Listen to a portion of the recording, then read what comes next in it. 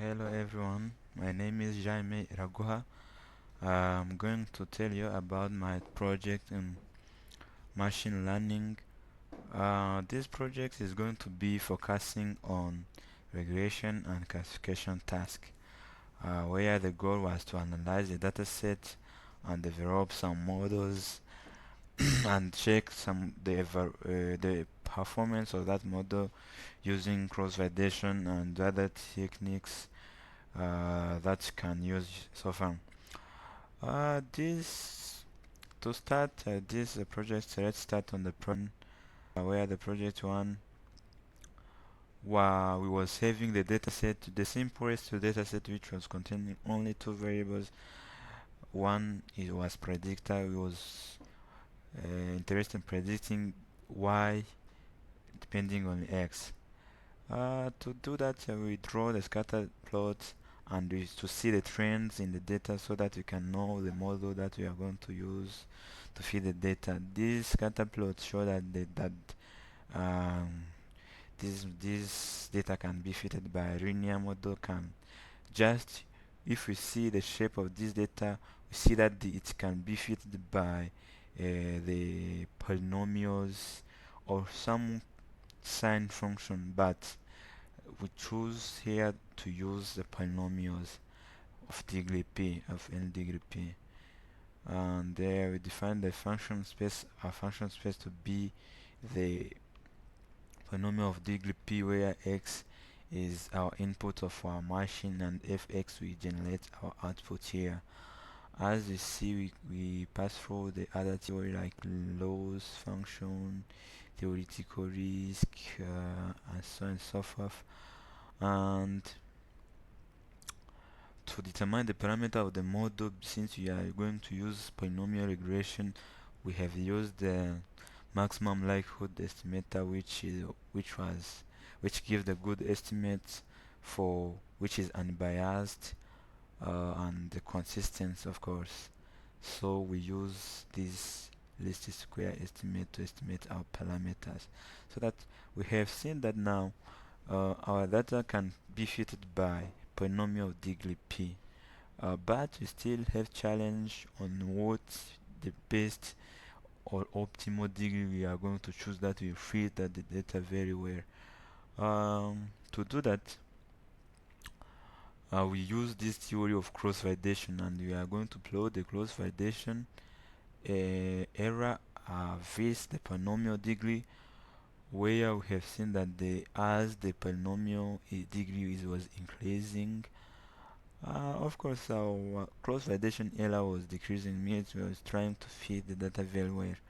But you know that if you fit with many parameters, you are doing overfitting, that you have to do what we call optimizing, so that we can see the optimal solution here. And we see that at degree 10, the cross validation error starts to be constant, which is bring to our idea that we can choose a polynomial of degree 10, of course, to fit our data as our optimal. And here we have taken three models.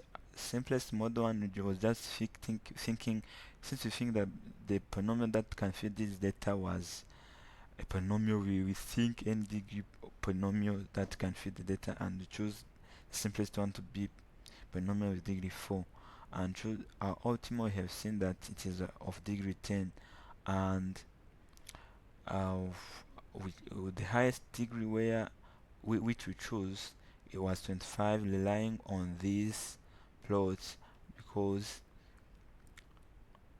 okay, so far we see that our model is well fitted by our optimal model with p equal to 10, but we still have to test, because if you see that black one with black dashed line is one of the highest degree, and also it is fitting the model, but still have to test which model can we use to fit this data. So far we use we use tests, or we use stochastic odd out validation. Using this box plot, we can see that our optimal model is a good model that fits this data very well, um, because of course it have the minimum test error than others. So we choose degree 10 to fit our data, and as you see here, this plot also that show that you can choose degree 10 to be a polynomial. And we perform also another test which confirms that it is significant to take polynomial of degree 10 rather than taking polynomial with degree less than 10. Here I was taking degree 9 and 10, so that we see that here polynomial of degree 10 is perfect one, which is good. And feed the model here, and after that uh, this is our final model. Let's go to the part 2 of our exercises. In this exercises we were supposed to compare the summations, of course. As I have told to you before, we have to compare QDA, knife base, FLD and LDA, so that we use the dataset from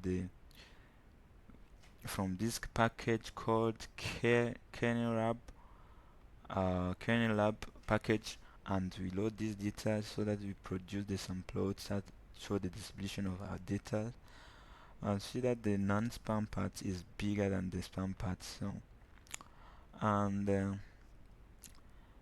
since I was supposed to compare the which machine is going to perform well, we are doing was doing classification here in this, because the predictor variable was really um, a categorical, so that you have to use we are doing here classification learning, and doing the ROC curves shows that the FLD model is the best one, and LDA model was the second one to feed the data, but we can also specify it by using the other plot, which is box plot, which is the favorite plot to show this very well. And as you can see, the test error for FLD machine was very low, so that is a good machine that you can choose.